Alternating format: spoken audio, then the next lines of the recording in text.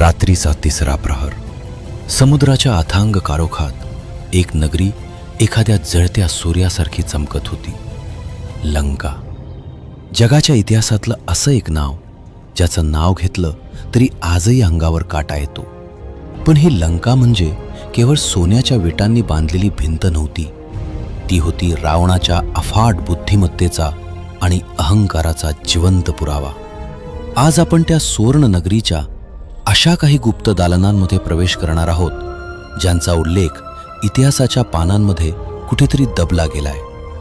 तयार रहा, कारण हा प्रवास सोन्याचा असला तरी इथली हवा मात्र रक्ताच्या वासानं भरलेली आहे. लंकेच्या निर्मितीचा इतिहास रावणापासून नाही तर त्याआधीच्या भयान अंधकारातून सुरू होतो. माली, सुमाली आणि माल्यवान हे 3 बलाढ्य राक्षस भाऊ. त्यांनी ब्रह्मांडाला आव्हान दिलं होतं. त्यांना राहण्यासाठी अशा एका जागेची गरज होती जिथे मृत्यूही पोचू शकणार नाही. त्यांनी विश्वकर्माला पाचारण केलं आणि त्रिकूट पर्वतावर रक्ताच्या आणि घामाच्या जोरावर पहिली लंका उभारली. पण भगवान विष्णूंच्या सुदर्शन चक्रापुढे या राक्षसांचा निभाव लागला नाही. लंकेच्या गल्ल्या रक्तानं न्हाऊन निघाल्या आणि या 3 भावांना लंका सोडून पाताळात पडून जावं लागलं. ती सुवर्ण नगरी वर्षानुवर्ष प्रेतांच्या ढिगाऱ्यात पडून राहिली. वर्ष सरली आणि कैलासाच्या बर्फाळ शिखरावर एक वेगळंच वादळ शमलं. माता पार्वतीनं महादेवांच्या डोळ्यांत पाहिलं आणि विचारलं, प्रभू, जगाचा विधाता स्मशानात का राहतो? आपल्याला आमची स्वतःची नगरी हवी. भोलेनाथांनी आपल्या अर्धांगिनीच्या इच्छेखातर विश्वकर्माला पुन्हा बोलावलं. विश्वकर्मानं सोन्याचा असा एक आविष्कार घडवला ज्याला पाहून स्वर्गातील देवतांचे डोळेही दिपले. लंकेची सुवर्ण शिखरं धोक्यात न्हाऊन निघाली होती. शुभ मुहूर्त जवळ आला होता आणि खुद्द देवादिदेव महादेव माता पार्वतीसह लंकेच्या उंबरठ्यावर उभे होते. पूजेसाठी बसला होता तो प्रकांड पंडित दशानन. दशाननानं पूजेला सुरुवात केली तेव्हा कैलासाचे वारेही स्तब्ध झाले. त्यानं आपल्या अगाध ज्ञानानं मंत्रांचा असा काही जयघोष सुरू केला की समुद्राच्या लाटांनीही शांत होऊन त्या मंत्रांना साथ दिली. दशाननानं केवळ पूजा केली नाही तर त्यानं आपल्या भक्तीचा एक अदृश्य पाश महादेवांभोवती विणला. पूजा संपन्न झाली आणि संपूर्ण लंका एका विलक्षण ऊर्जेनं न्हाऊन निघाली. साक्षात भोलेनाथ प्रसन्न झाले.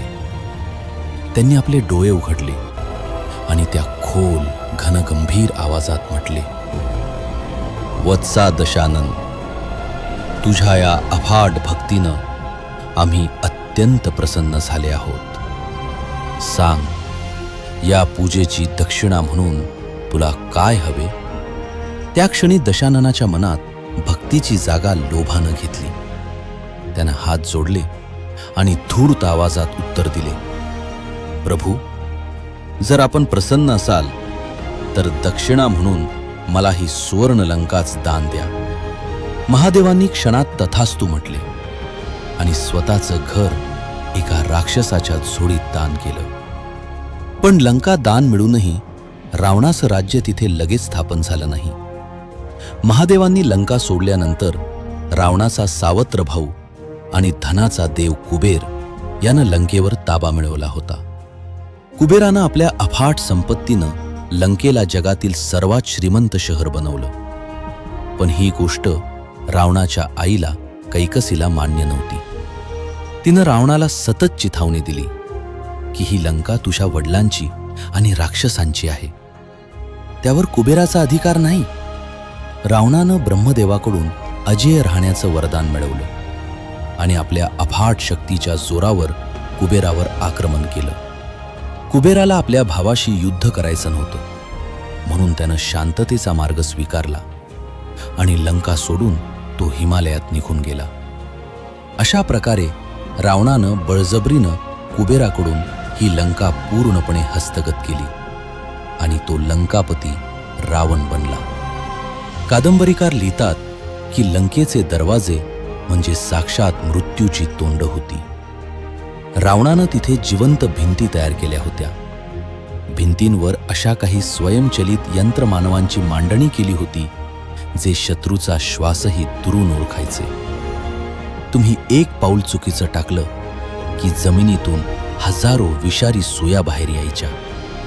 आज आपण ज्याला मोशन सेन्सर आणि ऑटोमेटेड वेपन्स म्हणतो ते तंत्रज्ञान रावण हजारो वर्षांपूर्वी वापरत होता. लंकेत दिवे नव्हते की मशाल नव्हत्या, तरीही ही नगरी झराहत असायची. महालाच्या स्तंभांमध्ये सूर्यकांत मणी जडवले होते. हे मणी दिवसा सूर्याची ऊर्जा शोषून घ्यायचे आणि रात्री तोच प्रकाश संपूर्ण नगरीत पसरायचे. सोन्याच्या वापरामुळे आणि राजवाड्याच्या विशिष्ट रचनेमुळे बाहेर कितीही उष्णता असली तरी लंकेच्या आतलं वातावरण एखाद्या वातानुकूलित खोलीसारखं थंड असायचं. लंकेचं वर्णन करताना डोळ्यासमोर फक्त सोनं येतं, पण तिथली खरी श्रीमंती वेगळीच होती. रावणाच्या राजवाड्यात अशा काही चित्रशाळा आणि मधुशाला होत्या जिथे भिंतींवरचं कोरीव काम जिवंत भासायचं. तिथे अशा काही स्फटिकांच्या म्हणजे क्रिस्टलच्या पायऱ्या होत्या ज्यावरून चालताना तुम्हाला आपण हवेत तरंगतोय असा भास व्हायचा. रावणाच्या वैभवाचा कळस म्हणजे तिथली भोजन व्यवस्था. असं म्हटलं जातं की रावणाच्या लंकेत जेवण्यासाठी शुद्ध सोन्याच्या ताटांचा वापर केला जायचा. पण धक्कादायक गोष्ट म्हणजे एकदा जेवण झाल्यावर ते सोन्याचं ताट पुन्हा कधीच वापरलं जात नसे. प्रत्येक जेवणागणिक नवीन सोन्याचं ताट असायचं. ही केवळ श्रीमंती नव्हती, तर पुन्हा तेच ताट का वापरायचे हा रावणाचा टोकाचा अहंकार होता. विचार करा, ज्या नगरीत सोन्याची ताटं कचऱ्यासारखी एकदा वापरून सोडून दिली जायची तिथली एकूण संपत्ती किती अफाट असेल.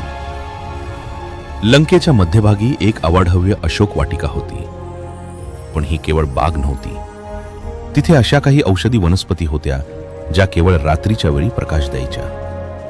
तिथे असलेले वृक्ष वर्षभर फळाफुलांनी डवरलेले असायचे, मग तो उन्हाळा असो वा हिवाळा.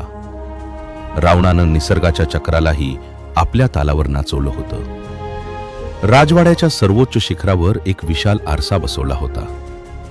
असं म्हणतात की या आरशावर जेव्हा सूर्याची किरणं पडायची तेव्हा त्यातून निघणारा प्रकाश पूर्ण लंकेला एका अदृश्य संरक्षक कवचानं म्हणजे एनर्जी शिल्डनं वेढून टाकायचा. या कवचाला छेद देणं कोणत्याही देवासाठी किंवा दैत्यासाठी अशक्य होतं. लंकेच्या प्रत्येक कोपऱ्यात सुगंधाचा दरवळ असायचा, कारण तिथे हवेचा प्रवाह अशा प्रकारे नियंत्रित केला होता की राजवाड्याच्या कोनाकोपऱ्यात चंदनाचा सुगंध पोचेल. हे साम्राज्य विलासाचं होतं, पण त्या विलासाच्या आड एक सुप्त भीती नेहमीच दडलेली असायची. आता आपण त्या गूढ यंत्राकडे वळणार आहोत ज्याचं नाव ऐकलं तरी विज्ञानाचे नियम डरमळीत होतात. पुष्पक विमान. हे केवळ हवेत उडणारं वाहन नव्हतं, तर ते रावणाच्या मस्तिष्काचा एक भाग होतं. या विमानाला चालवण्यासाठी कोणत्याही इंधनाची गरज नसायची.